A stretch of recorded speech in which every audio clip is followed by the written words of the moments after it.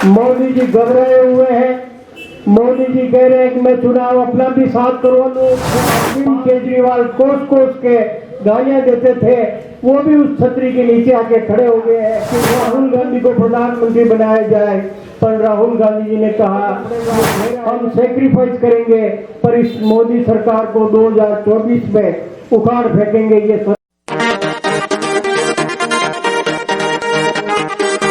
जो पद यात्रा निकाली थी राहुल गांधी ने कन्याकुमारी से कश्मीर तक, उसका 1 साल हुआ है और उसकी सालगिरह मिलाने के लिए आज हमने ये यात्रा वापस निकाली।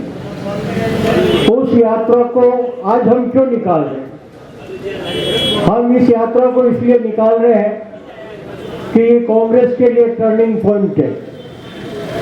राहुल गांधी की छवि बिगाड़ने के लिए इन पिछले 9 सालों में हजारों करोड़ रुपए खर्च किए गए और एक ऐसा माहौल बनाया गया कि वो तो पप्पू है, वो तो समझते नहीं है, वो जिद करते हैं और इस तरह की एक छवि बिगाड़ दी।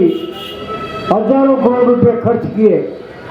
राहुल जी प्रयास करते रहे, न तो मीडिया ने उनका साथ दिया, न संसद में उनको बोलने दिया और न ही कोई ऐसा माध्यम उनको मिला कि वो जनता से डायरेक्ट जुड़ सके। तो उन्होंने निर्णय लिया कि मैं जनता से डायरेक्ट जुड़ने के लिए भारत की जनता के बीच में जाऊंगा और कश्मीर, कन्याकुमारी से कश्मीर तक पद यात्रा करूंगा।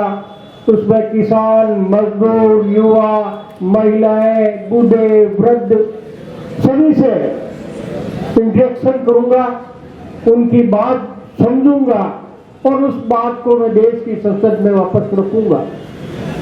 और उन्होंने यात्रा सफल की, पर उस यात्रा में भी काफी कहा गया कि ये तो 45,000 के बूट पहन रहे, 35,000 का टी शर्ट पहन रहे, ये तो लंगड़ाते हुए चल रहे हैं, क्या चलेंगे, ये तो केरल में जाके थक जाएंगे। पर धीरे धीरे यात्रा आपने देखा होगा कि लाखों, हजारों, लाखों लोग जुड़ते गए और वो यात्रा सफल हुई।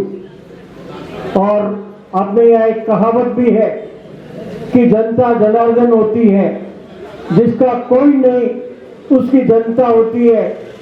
और यहाँ की भारत की जनता ने राहुल जी को हाथों हाथ उठा लिया और वो समझ गई कि इनको बदनाम करने के लिए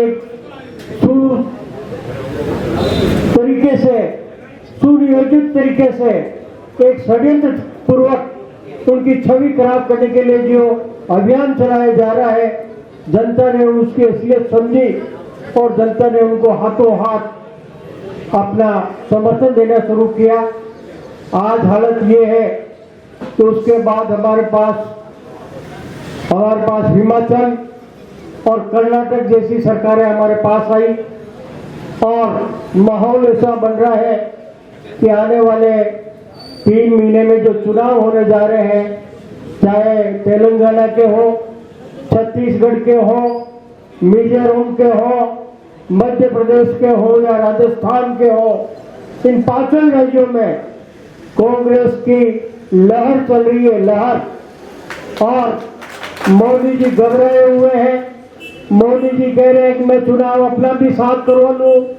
5 दिन का विशेष सत्र बुलाया है, पर उस सत्र का भी, जो संसद का विशेष सत्र बुलाया है, उसका वो एजेंडा तैयार नहीं कर पा रहे हैं कि क्या करूं, मैं चुनाव पहले करा दूं या महिलाओं को आरक्षण दे दूं या ये कर दूं, वो कर दूं। राहुल का जो ग्राफ बहुत तेज गति से बढ़ रहा है, तो मोदी जी चाह रहे हैं कि मैं 6 महीने पहले संसद के चुनाव करा दूं।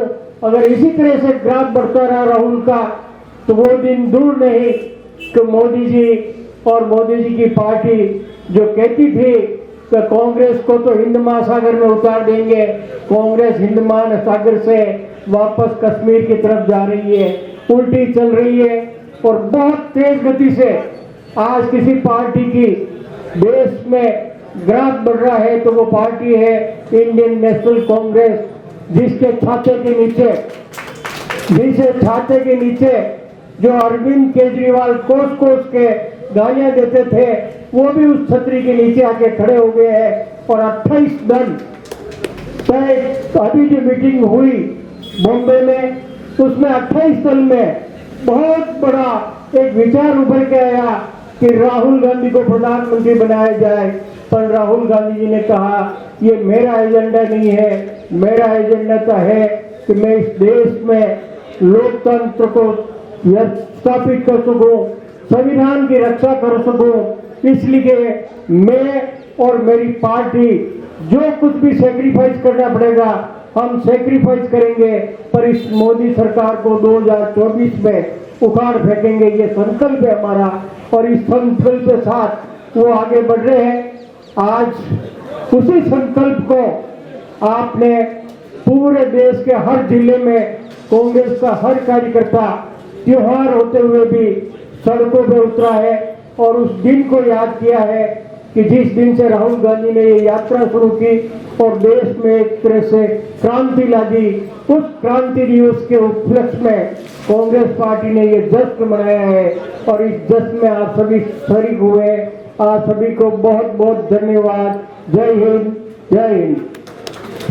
The Maruti Nandan grand Nathdwara स्थित एकमात्र ultra luxurious 5 star hotel. Rajsamand जिले की एकमात्र 5 star hotel the Maruti Nandan grand में भोजन की स्वादिष्ट थाली अब सिर्फ 290 रुपए में। श्रीनाथ जी की नगरी नाथद्वारा में इस सुनहरे अवसर का आनंद अवश्य उठाएं।